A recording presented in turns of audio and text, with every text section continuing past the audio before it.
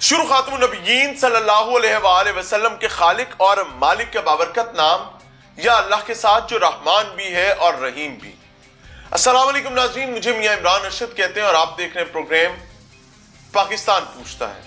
पाकिस्तान पूछता है कि आखिर क्या वतन अजीज इस्लामी जमहूरिया पाकिस्तान में बसने वाले नौजवानों का और बिलखसूस नौजवानों के माँ बाप का कोई वाली वारिस है या सब पुरबाश।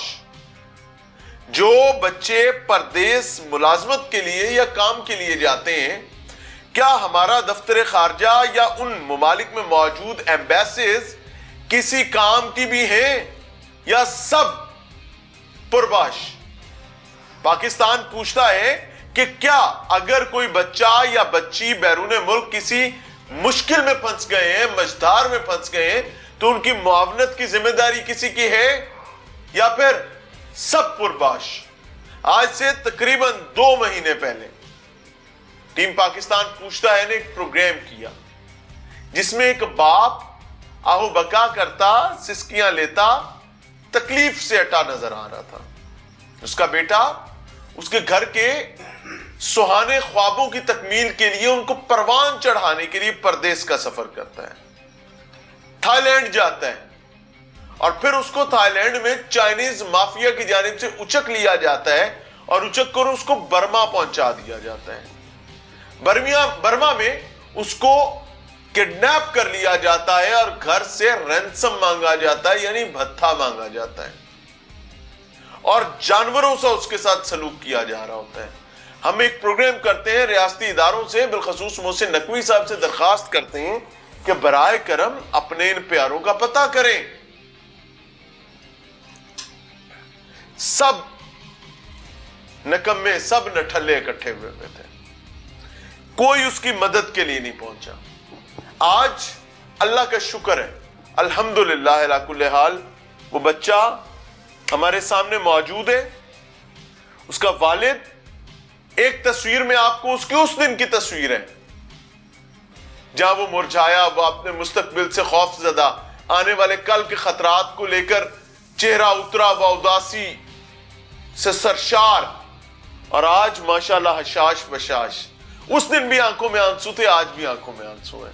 उस दिन आंसू थे खौफ के कि ना जाने अगली इत्तला क्या है, आज आंसू है शुक्र के कि अल्लाह का करम है, मालिक ने मेरा बेटा मुझसे मिलवा दिया और आज मैं उसके कंधे पर एक बार फिर हाथ रख के उसको सहला सकता हूं। सबसे पहले भाईजान बड़ी मुबारक आपको, खैर मुबारक। हाँ जी, अल्लाह ताला ने आपको ये खूबसूरत दिन दिखाया, शुक्र अल्हम्दुलिल्लाह, अल्लाह का लाख लाख शुक्र। हाँ जी सर, याद है। आपके पास आए थे? जी सर, जी सर। तो किस खौफ में आप थे, किस खतरे में आप थे? हर शख्स आपके साथ आपको दिलासे देने की कोशिश कर बिल्कुल सर, ऐसे ही है। मैं उस वक्त इतने उदास था और मुझे कुछ समझ नहीं आ रही थी कि मेरे साथ आगे क्या होगा या मेरे बेटे के साथ क्या होगा या मेरा बेटा मुझे वापस मिलेगा कि नहीं मिलेगा।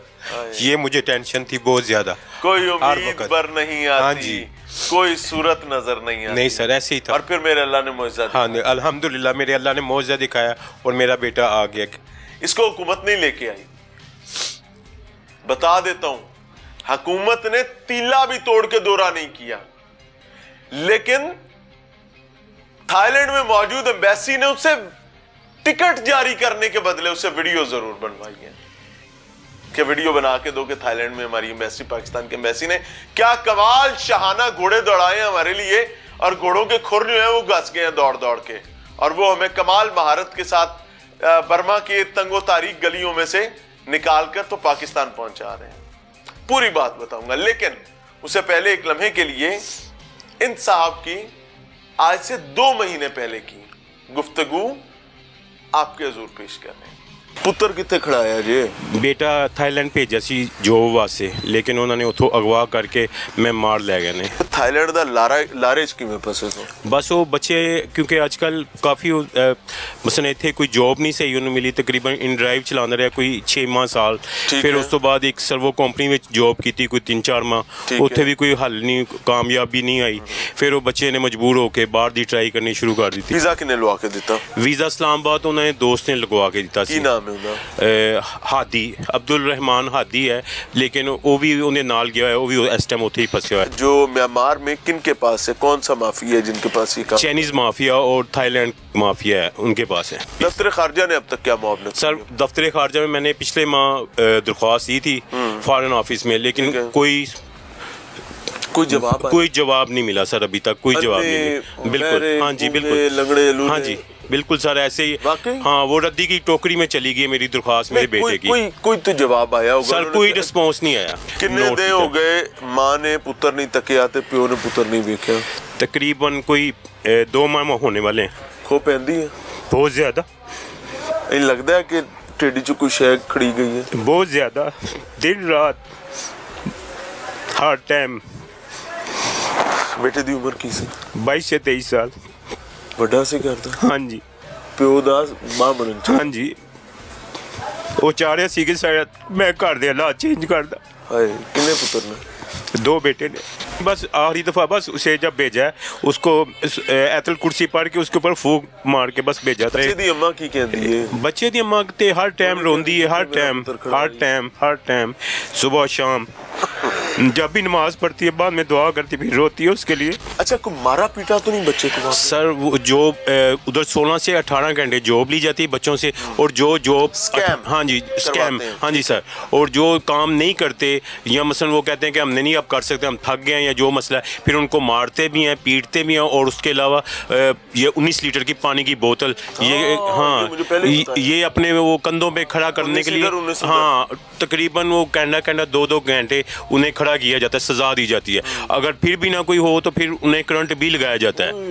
इस तरह के उनके ऊपर जुल्म किए जाते हैं। सो असद की गुमशुदगी बल्कि अगवा के बाद उसके वालिद की जो तकलीफ भरी बिपता थी वो आपके सामने रखी है, लेकिन अब बच्चा वापस कैसे आया है, कौन अल्लाह ताला की तरफ से एक मुआवन बन के पहुंचा है या नहीं पहुंचा है, ये आपको पता चलेगा, लेकिन अगली ब्रेक में मिलते हैं, एक ब्रेक के बाद।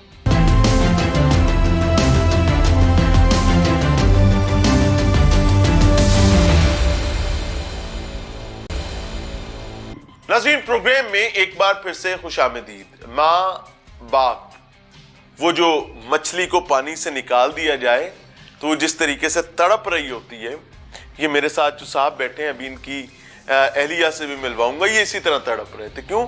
क्योंकि उनका ये बेटा जो साथ बैठा हुआ है असद, ये इनके रोशन मुस्तकबिल के लिए पाकिस्तान से लीगल रास्ते से, इलीगल रास्ते से नहीं, वो क्या उसे कहते हैं, डंकी मंकी लगा के नहीं गया था, कानूनी रास्ते से ये जाता है। फिर इसको थाईलैंड लैंड करते ही चाइनीज माफिया किडनैप करता है। किडनैप करने के बाद इस पर क्या बीतती है और किस तरीके से फैमिली से भत्ते मांगे जाते हैं, और कैसे ये सब पासपोर्ट के हामिल होते हुए अपने आप को बेयारो मददगार, बेचारगी के शिकार समझते रहे। ये तमाम चीजें आपके सामने पिछली ब्रेक में रखी हैं, लेकिन अब सर आंखें साफ करें, अब तो खुशी का वक्त है। अल्हम्दुलिल्लाह। क्यों रोते हैं आप? नहीं, हाँ, ये खुशी के आंसू है। बेटा आ गया माशाल्लाह? अल्हम्दुलिल्लाह आ गया जी।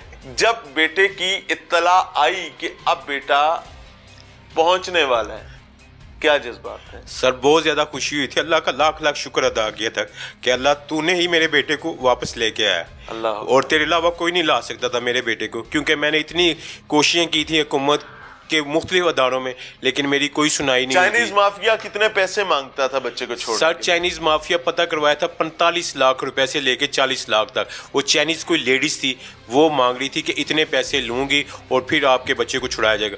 वो भी हमें ये मालूम नहीं था कि हमारे पैसे अगर हम घर बेच भी दें, जो कुछ मर्जी कर लें, अगर वो पैसे चले जाएंगे शायद वो भी वो रख ले बच्चा। हाँ जी, कि बच्चा वापस आएगा कि नहीं आएगा ये कंफर्म नहीं था सर। और 45 लाख थे भी नहीं? 45 लाख थे भी नहीं सर। मैं इस वक्त जो बैठा हूं ना, मैं तकरीबन दरिया रावी के पेट में बैठा हूं।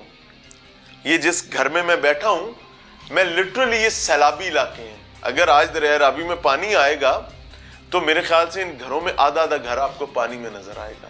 ये क्यों बता रहा हूं कि ये लाहौर शहर में मुलाजमत करते हैं, लेकिन लाहौर के बिल्कुल दरियाई इलाकों में, नशेबी इलाकों में ये अपना एक छोटी सी कुटिया बनाकर उसमें अपने बच्चों को पाल रहे हैं। और इनसे इनके बड़े बेटे के अगवा के नतीजे में 45 लाख की डिमांड थी। इन्होंने समझा कि इनकी हुकूमत इनकी मुआवनत के लिए पहुंचेगी, फिर हुकूमत पहुंच गई सर मुआवनत नहीं सर, नहीं सर, किसी ने कुछ सुना ही नहीं, बल्कि ये कहा कि हो जाएगा, कुछ ना कुछ हो जाएगा, कुछ ना कुछ। कहाँ दरखास्त दी थी सर? मैंने फॉरेन ऑफिस में दरख्वास्त दी थी, बाकी मैंने वो जैसे बच्चियां भेजते ना पोर्टल पे, ऐसे मुख्तलिफ जगह पे उन्होंने दरख्वास्तें दी, सीएम पोर्टल पे, पीएम पोर्टल पे, फलाना पोर्टल, साजा पोर्टल, माजा, ताजा, फीका, सारे पोर्टल। हाँ जी, जी सर। कहीं से जवाब आया? कहीं से जवाब नहीं आया सर। कोई मदद के लिए आया? कोई भी नहीं सर मदद के लिए आया। कोई आपके साथ थाईलैंड की एम्बेसी, जो पाकिस्तानी एम्बेसी थाईलैंड में, उसने राब्ता किया? नहीं सर, उसने भी राब्ता नहीं किया। आपने बच्चे से पहली बात क्या की थी 4.5 महीने बाद? मैंने बच्चे से बात डायरेक्ट नहीं कर सका था, क्योंकि मेरे पास मोबाइल है बटनों वाला, और उसने बात की घर माँ अपनी माँ के साथ। तो माँ ने फिर उसे कहा कि पापा के लिए एक रिकॉर्डिंग छोड़ दो ताकि उस तक पहुंच जाए, क्योंकि पापा सारा दिन काम पर। हाँ जी, मैं उधर काम पे होता हूँ सारा दिन। तो वो छोटी सी रिकॉर्डिंग थी मेरे लिए सर। वो क्या थी रिकॉर्डिंग? मुझे बोल के बताएं। मुझे बोल के बताएं। मुझे अब सही तरह याद तो नहीं है, लेकिन उसमें ये बताया गया था कि आपका बेटा जो है ना, मेरी बेगम ने मुझे बताया कि आपका बेटा बाके इंशाल्लाह पहुंच गया, अल्लाह ताला आपको मुबारक करे कि आपका बेटा इंशाल्लाह अब आ जाएगा। तो फिर मुझे ये हुआ कि चलो शुक्र, अल्हम्दुलिल्लाह, अल्लाह का लाख लाख शुक्र अदा किया मैंने कि या अल्लाह तेरा शुक्र है, तूने मेरा बेटा मुझे वापस मिलवा दिया। कहते ने ना, जिन्हां दा कोई नहीं होता उन्हां दा रब होता है। सरकारी नौकर समझते हैं कि हम नहीं करेंगे तो होगा नहीं। हुकूमतें समझती हैं जी हमारे पैरों की मेहंदियां और छाले जो हैं वो ठीक नहीं होंगे, हम नहीं चलेंगे तो ये रोल जाएंगे, मर जाएंगे। ओ भाई, सोना रब राह काट देता है। जहां पर तुम दरवाजे बंद करोगे वो मालिक वहां दरवाजा खोलेगा। जहां तुम अपनी ताकत के नशे में, नालायकी के नशे में अंधे हो जाओगे, वहां पर अल्लाह ताला आंखों में बिनाई उतारेगा। वो इतना कादिर मुतलक है, उसने तुम्हें पैदा की है, तुम्हारी क्या औकात है कि चैलेंज कर सको। सर, फिर एयरपोर्ट पे लेने गए? जी सर, जी सर, सारी फैमिली लेने गई है अपने लुडियां पंगड़े। हाँ जी, सारी बहनें सारी गई हैं, सब गए हैं। कितनी देर पहले पहुंच गए थे? हम तकरीबन उसी टाइम ही पहुंचे, क्योंकि मैंने ड्यूटी पे था। तो ड्यूटी से उस दिन थोड़ा लेट हो गया था। मुझे ये था, मेरी बेगम ने बताया था कि हो सकता है आज आ जाए या कल आ जाए, मुझे कंफर्म नहीं उन्होंने बताया था, क्योंकि वो कहते थे कि कोई टेंशन ना ले ले, तो इसलिए फिर उन्होंने कहा था या आज आ सकता है या अतवार, या हफ्ते की रात आएगा या अतवार की रात। किस टाइम पहुंचा? तो मैं इधर ड्यूटी घर पहुंचता गया, तो ये सब लोग तैयार थे और उन्होंने मुझे कहा कि मेरे साथ जल्दी से चलो, आप बेटे को लेने जा रहे हैं, हमारा बेटा आ रहा है। कौन था आपके घर में? मैं आज कुछ बातें आपसे करना चाह रहा हूँ। हाँ जी। कौन था आपके घर में जिसकी सबसे पहले बच्चे पर नजर पड़ी थी और उसने कहा वो रहे? वो मेरी बेटी थी। उसने कहा कि वो भाई आ गया पीछे से, फिर उसने बताया, फिर हम छोटी बहन थी इसकी? हाँ, छोटी बहन थी इसकी। हाँ, उसने बताया कि वो भाई आ रहे हैं। फिर हम उधर देखना शुरू हो गया कि इंशाल्लाह, क्योंकि हमें नज़र नहीं आ रहा था ना, तो फिर उसे नज़र आया तो उसने बताया, फिर हम उधर देखना शुरू हो गया। फिर थोड़ी देर बाद माशाल्लाह मेरा बेटा भी हमारे पास आ गया। फिर सबसे पहले उसकी माँ ने गले लगाया, फिर मैंने गले लगाया। मुझे याद है उस दिन आपने मुझे बताया था कि आपकी बेगम और बच्चे की वालदा जो है वो बहुत ज्यादा अजियत में है, बहुत तकलीफ, बहुत ज्यादा। बहरहाल नाज़रीन, अच्छी बात यह है कि बच्चा वापस आ चुका हुआ है। अगली ब्रेक में आपको बच्चे से भी गुफ्तगू करवाएंगे। मैं बाप के सेंटिमेंट्स मुकम्मल आप तक पहुंचाना चाहता था। क्यों? मैं ये चाहता हूं कि अगर आपको थोड़ा सा भी शायबा हो कि हमारा बच्चा बाहर जाकर किसी वनोज, किसी मुश्किल, किसी अजियत, तकलीफ, परेशानी में पड़ जाएगा, तो बराए करम अवॉइड कर लिया करें।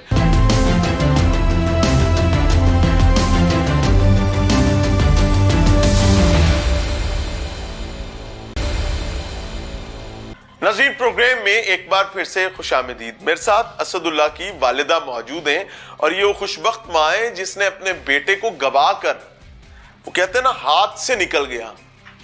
वो डोर, पतंग उड़ रही है और अचानक से टूटा हुआ सिरा आया, और टूटा हुआ सिरा ऐसे कि अचानक से पतंग हाथ से निकल गई, और फिर निकलने के बाद मालिक ने दोबारा हाथ में पहुंचाई है 4.5 माह बाद।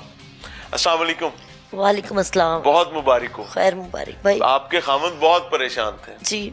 हमने इनकी आंखों में वो तारीखी गम देखा है कि अल्लाह पनाह अता फरमाए। आज माशाल्लाह खुशी है जी। माशाल्लाह तो अल्हम्दुलिल्लाह। ये कैसे गुजरे 4-4.5 महीने? सर ये कुछ भी ना पूछें आप, जो हम पे बीती हमें पता है। हम दिन रात यही दुआ करते थे अल्लाह ताला कि हमारे बच्चे को वापस भेज दे। और हर दुआ में मैं तो, बल्कि ये जब मुझे पता चला मेरे बेटे के साथ ऐसे हो रहा है, मैंने हर दुआ में ये मांगा कि मुझे वो रिज़्क़ ही ना अता कर अल्लाह जो मेरे बच्चे को तकलीफ दे के आए। पहला लफ्ज़ मेरा ये था जब मेरे बेटे के साथ ये हादसा हुआ। और मैंने अल्लाह से दुआ की, अल्लाह मैंने रिज़्क़ हलाल हम दोनों ने कमा के अपने बच्चों को पाला है, यहाँ तक पहुँचाया है। अल्लाह मुझे और हिम्मत ताकत देना, मैं अपने बच्चों के साथ चलूँगी, मेरे बच्चे को वापस दे दे, मुझे बस इन ज़ालिमों से बचा दे। और माओं के बच्चों के लिए भी हम यही दुआ करते थे। और अल्हम्दुलिल्लाह अल्लाह का बड़ा एहसान है, करोड़ बार शुक्र है, मेरा बच्चा नहीं बाकी और माओं के बच्चे भी आए मेरे बच्चे के साथ। जब आपको पहली दफ़ा पता चला कि मेरा बच्चा जो है वो थाईलैंड लैंड कर गया है, तो एक खुशगवार एहसास था? जी, फर्स्ट टाइम तो जब बेटे की सिर्फ जाते लैंडिंग टाइम इसने हमें बताया, वीडियो कॉल की, बच्चा खुश था, हम भी खुश हुए। उस कितनी टाइम देर बाद पता चला कि बच्चा तो हुआ हो गया हुआ? 3-4 दिन इसकी कॉल नहीं आई। पहले परेशानी रही? जी, हम परेशान हो गए कि हमारे बच्चे से राब्ता क्यों नहीं हो रहा। और फिर कितनी दफा फोन किया आपने इस सारे टाइम में? हमने किया, और कितनी देर आप टेलीफोन यूं सामने रख के बैठे रही? मेरे पास रहता था हर टाइम। अब ना परेशान हो गए। कुछ दिन के बाद इसकी छोटी सी कॉल आई है। अच्छा जी। ये नहीं पता कि उन्होंने जबरदस्ती या जैसे भी, हमें नहीं पता। हमारे बच्चे ने जी थोड़ी सी बात की है हमारे बेटे ने। अच्छा। इसने कहा मम्मा मैं बिल्कुल ठीक हूँ। और इसने फिर शायद उनसे साइड पे इतना कहा कि मेरे से झूठ बोला गया मम्मा, इन्होंने मुझे गलत ले आए और आपने मुझे कॉल नहीं करनी, मैं आपसे खुद राब्ता करूँगा। अच्छा। इतनी बात हुई है सर, लेकिन हम परेशान फिर हो गए। ये करते करते तकरीबन फिर इस बात को 1.5 महीना हो गया, हमारा कोई राब्ता नहीं। कोई राब्ता नहीं जी, हमने फिर अल्लाह को याद करना शुरू किया, जगह जगह दस्तक दी अपने बच्चे के लिए। फिर हमारे बच्चे भी नहीं कर पा रहे। नहीं, हमारे ना बच्चे का ना ही हमें कोई ऐसी कोई उम्मीद जाग रही थी कि कोई कहता कि जी आपके बच्चे को हम ले आएंगे। वहाँ के हालात बेटे ने जब बताना, अभी बेटे ने हमें शायद माँ बाप को तकलीफ ना हो, हमारे बच्चे ने इतना हमें नहीं बताया। क्या बताया था? उसके बाद हमने यही कि मैं समझो कि मम्मा अब अल्लाह ताला मुझे लाएगा आपके पास, वरना मैं नहीं आ सकती। जब ये बात होती थी तो मैं नमाज में फिर यही मांगने लगी थी, अगर मेरे बेटे को हो गया कुछ अल्लाह ताला तो मैं भी मर जाऊंगी। ये लम्हा जो था ना बहुत तकलीफ दे, ये बर्दाश्त नहीं हो रहा था। मेरे अल्लाह ने मेरे पर करम किया, मेरे अल्लाह ने मेरा बेटा लौटा दिया। मैं बहुत खुश हूँ, मैं अपने अल्लाह पे राजी हूँ। मुझे आज तो खुशी के आंसू हैं, बहुत खुश हूँ, बहुत शुक्रगुजारी के आंसू हैं। मेरे बेटे ने जब हमें बताया और जब इसने भागने का हमें बताया था, हम पैरों तले से जमीन नहीं निकल गई थी? पहले निकली थी सर, क्योंकि बेटे ने इतना नहीं हमें बताया था। फिर हम ये देखने लगे थे टीवी पे ये चीज़ें, जब बाहर निकली हमने हमसायों को, बहन भाइयों को बताया, उन्होंने फिर बताया कि ये तो बहुत गलत मुल्क है। मैंने इस इशू पर इतने प्रोग्राम्स किए, इतने व्लॉग्स किए, इतनी अवेयरनेस की कोशिश की जी सर, हमने देखी, लेकिन बहन मुझे समझ नहीं आती कि लोग लालच क्यों कर। सर बिल्कुल सर, हमें कोई लालच नहीं था, ये अल्लाह गवाह है। बल्कि मैंने एक दफा क्या करते हैं कि वो घुंडी लगाकर फंसाते हैं। लेकिन सर नहीं, हमारे बच्चों का ये भी नहीं था, पता नहीं ये कभी तो हम जब मेरा बेटा आया इसने वहाँ की बातें बताई हैं। अल्लाह क्या बताता था वहाँ से तो ये इसने थोड़ा हमें बताया, हमारे बेटे ने हमें कम बताया। जुल्म अपने कजन को यहाँ वैसे अलग बहन से बात करता था। बर्मा में या किसी भी चाइनीज माफिया के पास, किसी ईरानी माफिया के पास जी जिन माओं के बच्चे अभी भी फंसे में, उनके लिए क्या पैगाम? मैं अभी भी अल्लाह से यही दुआ कर रही हूँ। मेरा बेटा आया, मैंने शुक्राने के नफल अदा किए, उसमें भी मैंने उन्हीं माओं के लिए, उन बच्चों के लिए फिर भी अल्लाह से दुआ मांगी, रो रो के मांगी। अब भी हम रोज़ाना नमाज पढ़ते हैं, उसमें अल्लाह का शुक्र अदा करते हैं अपने बच्चे के लिए। उसके बाद अभी भी यही दुआ जारी है हमारे लब पे, अल्लाह पाक और भी जो माओं के बच्चे फंसे हैं उनको आज़ाद कर, जालिमों से बचा ले, जालिमों से बचा ले। मैं वही कहती हूँ, अल्लाह ने पता नहीं हमारी कौन सी अदा या कौन सी दुआ, कौन सी आहा कर्म किया हमारी अदाओं जी, और बिल्कुल हमारे में बिल्कुल कोई दम बिल्कुल नहीं वो है। सोने मालिक ने हम पे करम किया। ये मेरा बेटा मुझे अल्लाह ने दोबारा लौटाया। शुक्र, शुक्र। मेरे सोने मालिक ने मुझे दोबारा जिंदगी दी है, मेरे बच्चे की भी और हमारी भी। अल्हम्दुलिल्लाह अला कुल्ले हाल। नाज़रीन, ये एक माँ, इससे पहले एक बाप अपनी विपदा, अपनी दुख तकलीफ और क्या क्या अजियत उन्होंने काटी है, उसकी एक ग्लिम्प्स आपके सामने रख रहे हैं। वो कहते हैं ना, जिस तरह लागे सो ही जाने और ना जाने कोई। मैं अक्सर ये बात करता हूं कि जिसके जिस्म पर चोट लगती है ना, उसकी शिद्दत सिर्फ उसको पता होती है। देखने वालों के लिए एक के बाद दूसरा मामला है। तो जो चोट इन्होंने खाई है, ये सिर्फ उसका एक अक्स हमें दिखा सकते हैं। पूरी तकलीफ ये नहीं बता सकते, ये चाहें भी तो नहीं बता सकते जो इन्होंने बर्दाश्त की है। सो ये सीखने का मकाम है, समझने का मकाम है। वापस आते हैं ब्रेक के बाद।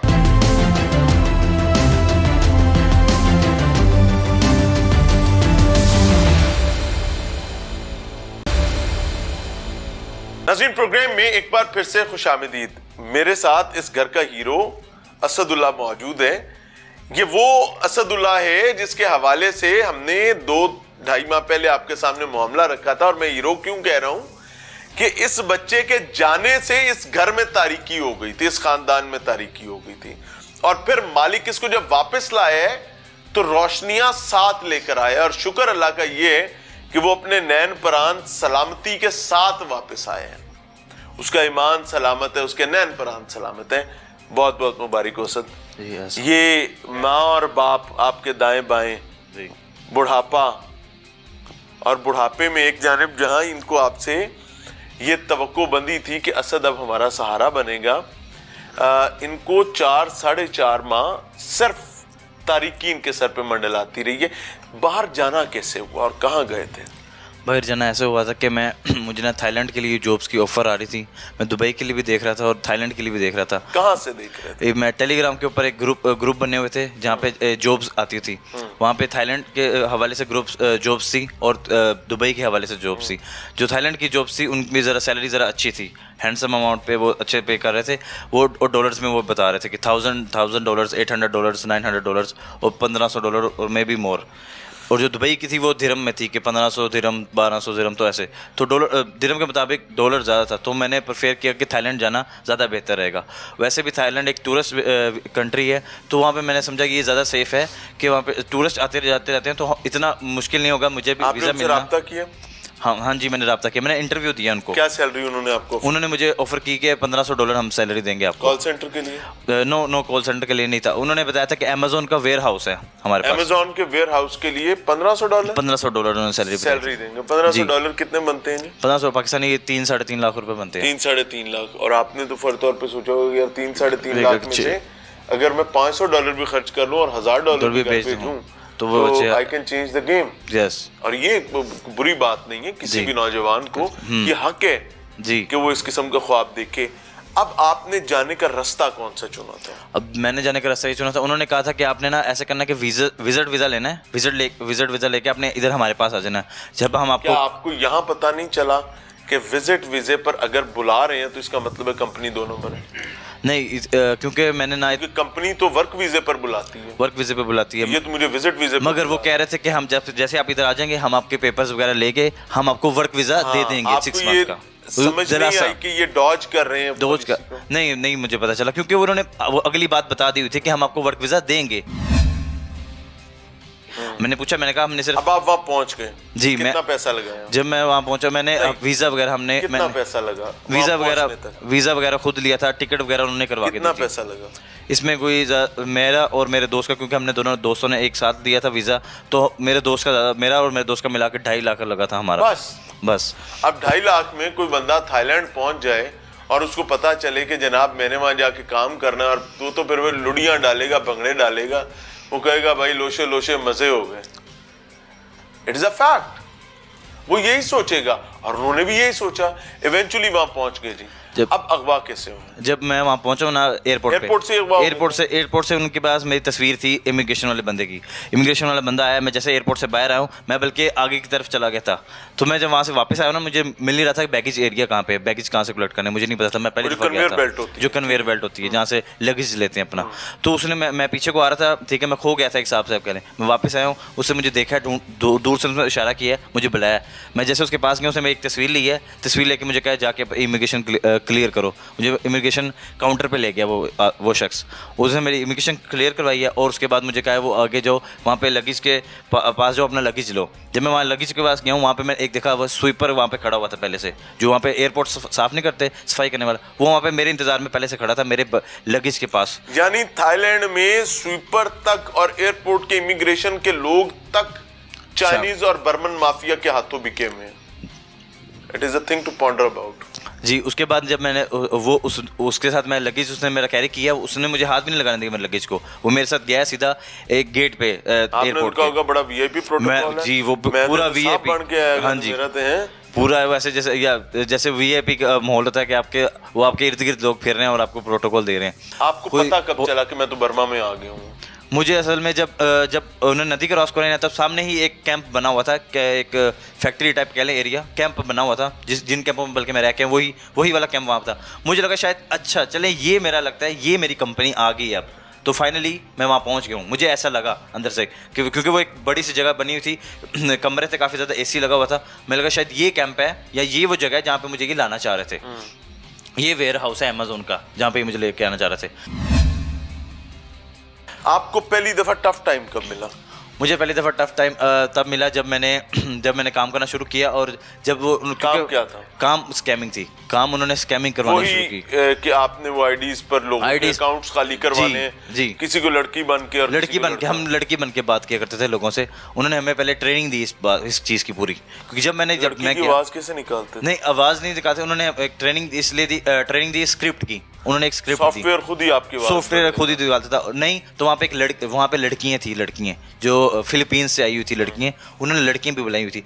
उन लड़कियों जिनकी आवाज़ थोड़ी अच्छी थी, इंग्लिश अच्छी थी स्पीकिंग, उनको उन्होंने एज अ कॉलर मॉडल रखा हुआ था, एज अ कॉल। वो सिर्फ कॉल करती थी क्लाइंट्स को, वो स्पेशल, वो उनसे काम भी लेते थे। और अगर किसी क्लाइंट ने तंग करना या मैं कॉल करो, हम यकीन दिलाओ कि तुम ही हो, तो फिर वो आप तो मोबाइल, हाँ, हम उनको बुलाते थे कि प्लीज़ मेरे कस्टमर्स को कॉल करो, इसको यकीन दिलाओ कि हम लड़की ही हैं।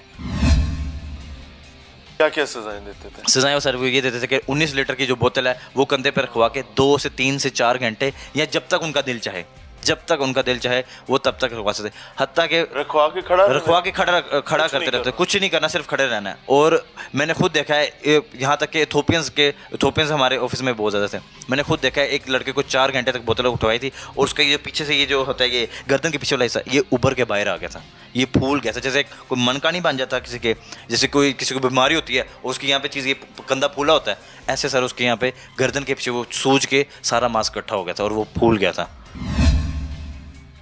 भागने का फैसला कैसे किया? भागने का सर फैसला ऐसा किया था कि सजाएं पिछले 3 से 4 माह से सजाएं डेली ले रहे थे। आपको डेली सर मुझे भी मिली। आपको क्या क्या सजा? मुझे सर मैंने जो जॉब आपको बता रहा हूँ, मैंने सारी ली सजाएं। सारी सज़ाएं मैंने ली।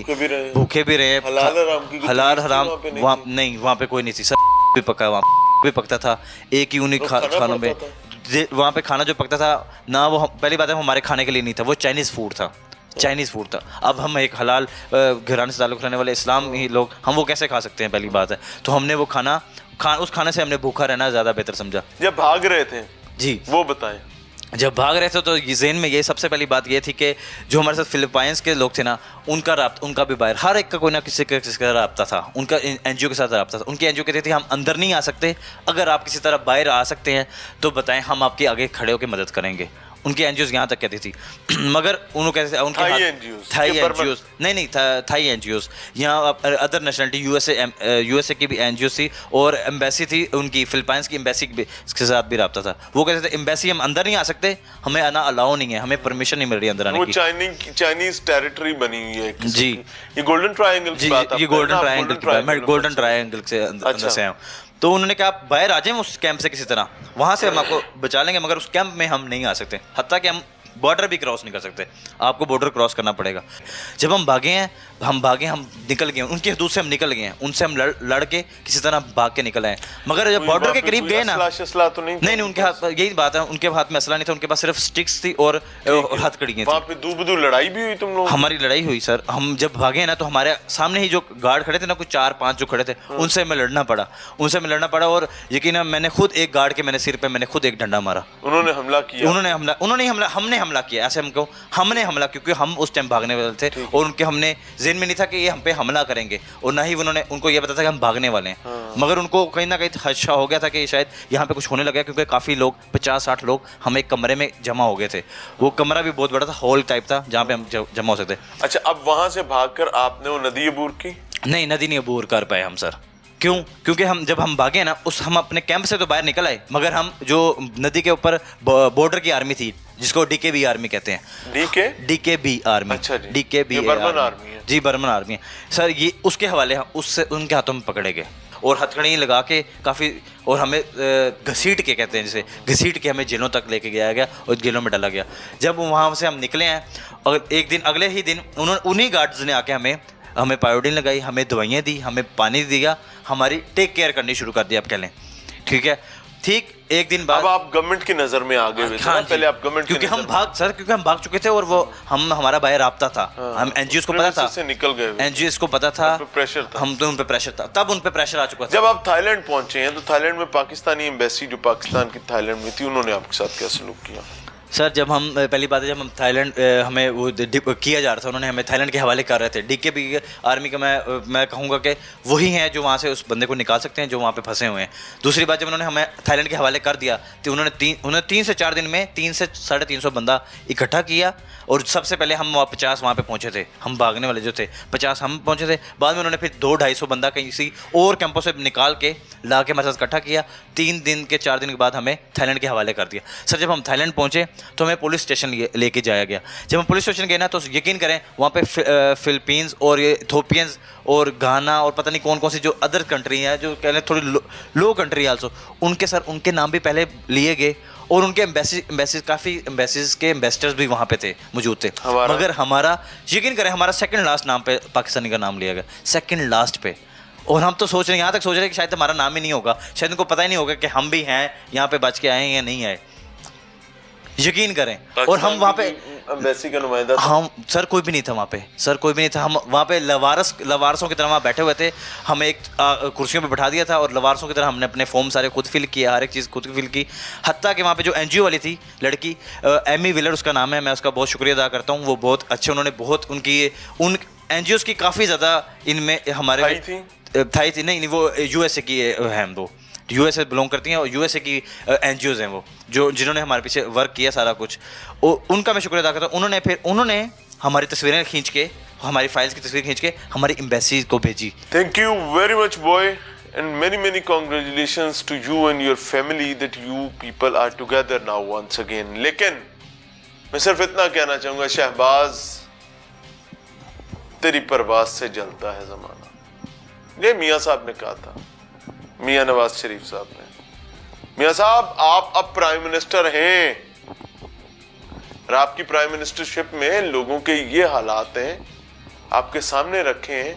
मेरे लिए तो शर्मिंदगी है, न जाने आप क्या सोचते हैं, या आपको क्या सोचने पर मजबूर किया जाता है, या कुछ आपको दिखाया भी जाता है, कुछ नहीं भी दिखाया जाता। सरकारी मुलाजिम जो कि तनख्वाहदार तबका है इस रियासत का, इस अवाम की टैक्स मनी से तनख्वाहें लेता है, बदकिस्मती के साथ वो सबसे बड़ा दुश्मन साबित हो रहा है। डरने का मकाम है। अल्लाह ताला इनके लिए आफियत का मामला करे, और जो लोग अभी भी फंसे हुए हैं, अल्लाह उनके लिए भी राहें कुशादा करे, और वो अपनी माओं और अपने वालिदैन, अपने बहनों के सर पर आकर प्यार दें और बिछड़े मिल सकें। इजाज़त चाहेंगे। अस्सलाम वालेकुम।